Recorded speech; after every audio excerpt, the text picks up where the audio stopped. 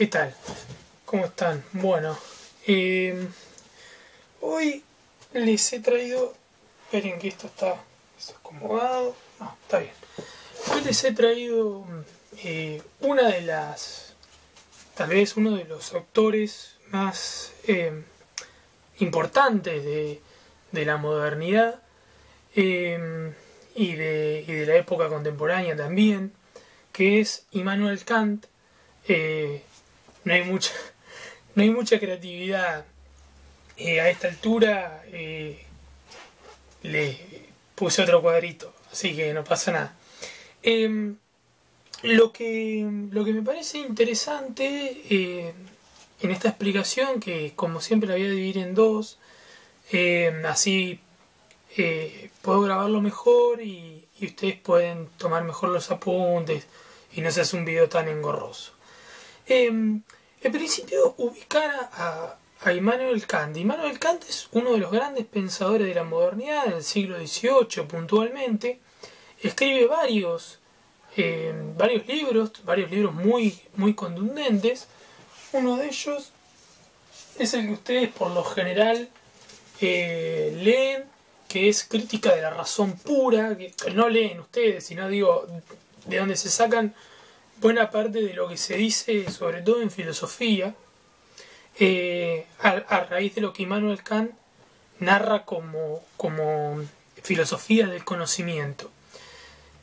Tiene otros libros, entre ellos la Crítica a la razón práctica, ¿sí? o su idea de filosofía práctica, que nosotros lo traducimos en la filosofía de la ética o de la moral.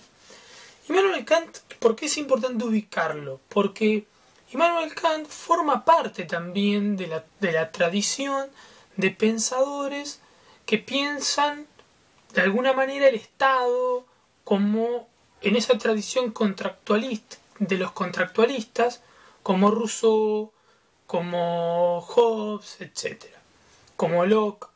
Es decir, pensadores que van a tratar de mirar a la sociedad en un conjunto, intentando que ese conjunto social o esa sociedad se rija por algún tipo de leyes, de contrato preestablecido.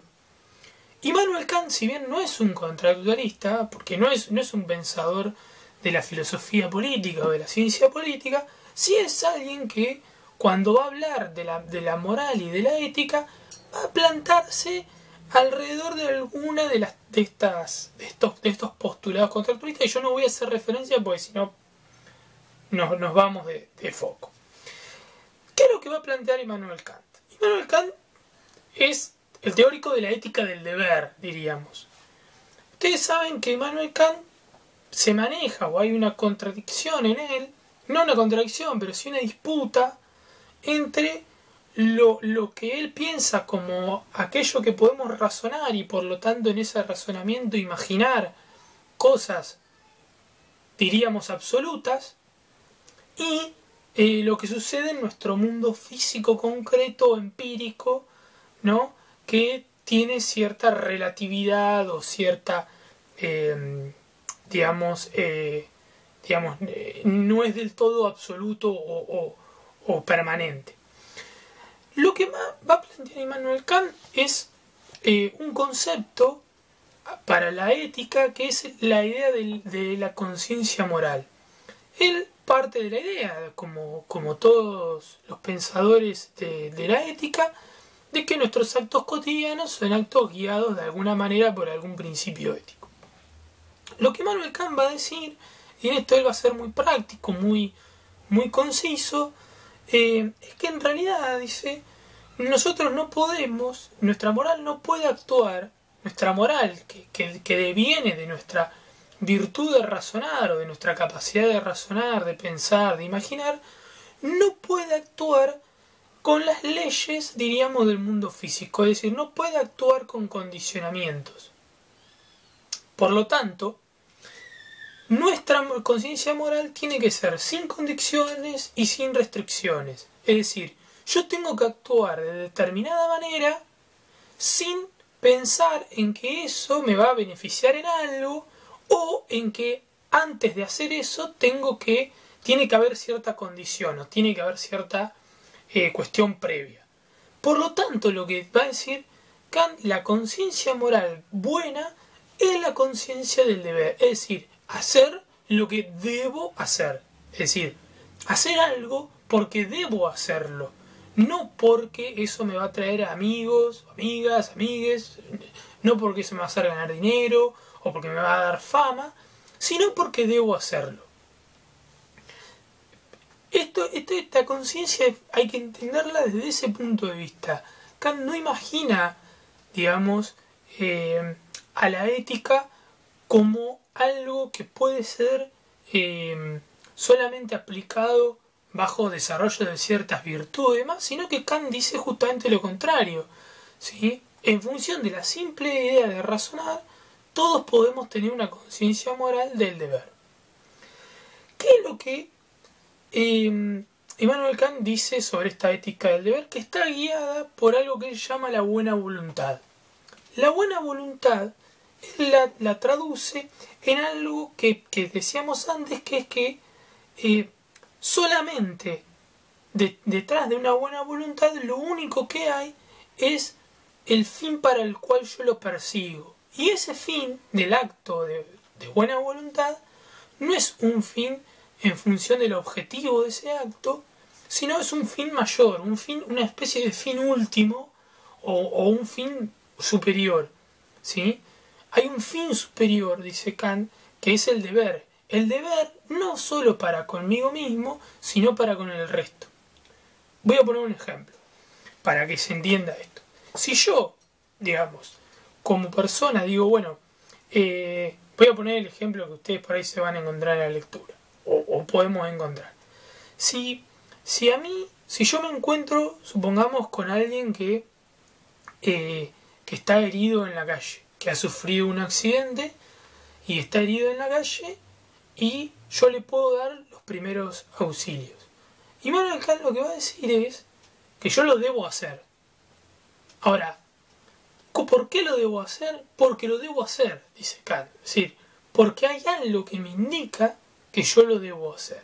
Es esa voluntad o esa buena voluntad o esa conciencia moral. Ahora, si yo lo hago porque de alguna manera me voy a haber beneficiado con ese acto, salvando a esa persona, dándole los primeros auxilios a esa persona para que no muera, eso va a decir Kant, si bien el acto es el mismo, si yo salvo a la persona o ayudo a la persona en los primeros auxilios, el fin por el cual yo lo perseguí no es ese fin superior del deber, sino es un fin mucho más inmediato. Y acá es cuando Kant dice, la buena voluntad tiene una contradicción y una lucha constante contra mis inclinaciones. ¿Cuáles son mis inclinaciones? Mis búsquedas por, diríamos, por algún tipo digamos, de beneficio propio o de beneficio para alguien cercano mío. Y ahí Kant va a distinguir, yo no las voy a describir, pero las van a leer y va a ser muy fácil de leerlo, 4 tipos de acciones. La que no corresponde al deber, es decir, yo veo a la persona accidentada, le puedo dar los primeros auxilios y no lo hago, por lo que fuere, entonces no lo hago porque, no sé, es un enemigo mío o es alguien que yo aborrezco, supongamos, no sé, el que está accidentado supongamos que es un genocida, procesado de la última dictadura, y no lo hago por eso. Kant va a decir, eso es algo contrario al deber. ¿Por qué? Porque mi deber es ir y ayudarlo, independientemente de quién sea esa persona. Después también puede suceder que haya actos que sean acorde al deber, pero hechos por inclinación.